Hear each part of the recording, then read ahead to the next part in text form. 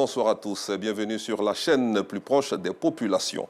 Comme tous les mardis, nous allons vous proposer le carton rouge qui nous conduira dans la commune de Cocody, précisément au carrefour Mermoz, où sévit une indiscipline routière due au mauvais stationnement des chauffeurs venus accompagner les enfants au lycée Jean Mermoz pour les cours. Ils garent de façon anarchique sur la voie principale, ce qui crée des embouteillages à longueur de journée autour de cette école française. À certaines heures, les agents de sécurité imposent des sens interdits aux automobilistes qui s'en plaignent, une situation qui met à mal les usagers de la route. Les détails dans quelques instants.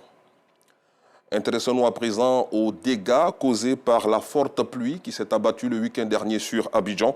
Elle a causé la mort de 5 personnes dans la commune de Yopougon, quartier millionnaire Extension.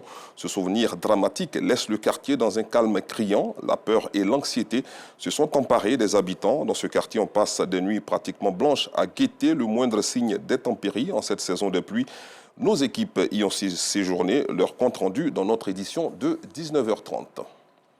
Et puis, nous en avons parlé dans nos précédentes éditions, le poteau électrique qui troublait la quiétude des habitants de Dereraï Sagbé dans la commune d'Abobo depuis quelques mois a fini par céder, une situation qui plonge ce quartier dans l'obscurité totale.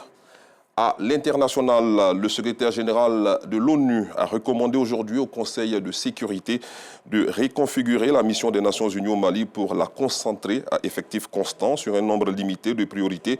Dans son rapport, Antonio Guterres propose ainsi à l'instance qui doit voter sur cette question le 29 juin prochain de prolonger d'1 an la mission, mais suggère de rationaliser les tâches de la MINUSMA autour d'un ensemble limité de priorités, enfin d'améliorer bien sûr l'efficacité globale jusqu'à la fin de la transition politique prévue pour mars 2024. Toujours sur le continent, au Cameroun, le président et fondateur du Front social-démocrate, premier parti d'opposition représenté à l'Assemblée nationale, est décédé hier, peu avant minuit.